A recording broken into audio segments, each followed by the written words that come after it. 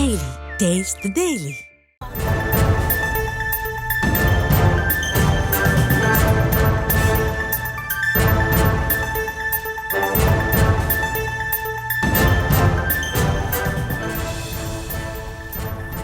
அண்மை செய்தி. தமிழகத்தை கீழே தள்ள முயற்சி நடைபெற்று வருவதாக முதலமைச்சர் மு.க.ஸ்டாலின் கண்டனம் தெரிவித்திருக்கிறார்.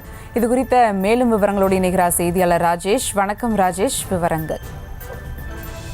வணக்கம். தமிழக முதலமைச்சர் மு.க.ஸ்டாலின் அவர்கள் ஒரு கடுமையான பதிவு ஒன்றை தன்னுடைய சமூக வலைதளத்தில் இட்டிருக்கின்றார். குறிப்பாக கடந்த 2 நாட்களாக தமிழ்நாட்டில் பேசப்படக்கூடிய ஒரு முக்கியமான விஷயம், தமிழ்நாடு என்று சொல்வதை முழுவதும் யுஜிசியினுடைய புதிய டிராப்டுக்கு எதிராக பல்வேறு அமைப்புகளும் பல்வேறு கட்சியினரும் எதிர்ப்பு தெரிவித்திருக்கிறார்கள்.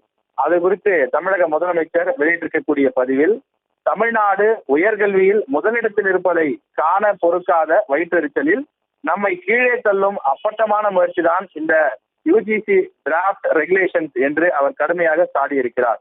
மத்திய அரசு உடனடியாக இதனை திரும்ப பெற வேண்டும் எனவும், தமிழ்நாடு சட்டப்பேரவையில் ஒருமனதாக தீர்மானம் நிறைவேற்றியுள்ளோம் எனவும் பதிவிட்டிருக்கின்றார். தமிழர்களின் ஒன்றுபட்ட குரலுக்கு மத்திய அரசு செவிசாய்க்காவிட்டால் மக்கள் மன்றத்தையும் நீதிமன்றத்தையும் நாடுவோம், வெல்வோம் எனவும் முதலமைச்சர் அவர்கள் குறிப்பிட்டிருக்கிறார். அது குறித்து அவர் மேலும் பல்வேறு விஷயங்களையும் சுட்டிக்காட்டியிருக்கிறார். கல்லூரிகள் இயங்குவது மாநில அரசின் இடத்தில்தான், பேராசிரியர்களுக்கு ஊதியம் தருவதும் மாநில அரசு தான், உதவித்தொகை, ஊக்கத்தொகை, கல்வி கட்டண சலுகை என மாணவர்களுக்கு அனைத்து செலவுகளையும் செய்வது நாங்கள் தான்.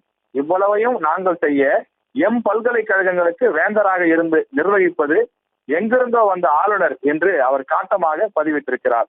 இதையெல்லாம் மிஞ்சக்கூடிய கொடுமையாக துணைவேந்தரையும் மத்திய அரசால் அனுப்பப்பட்ட ஆளுநரே நியமிக்கலாம் என யுஜிசி தன் விதிகளை திருத்துமானால் என்னவாகும் உயர்கல்வியின் நிலை என்றும் முதலமைச்சர் கோபமாக தன்னுடைய கேள்வியை எழுப்பியிருக்கின்றார்.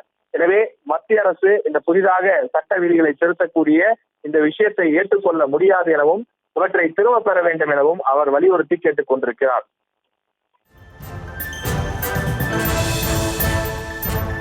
கூடுதல் விவரங்களுக்கு நன்றி ராஜேஷ்.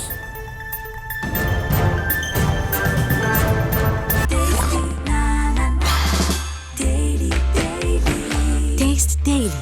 Taste the Daily.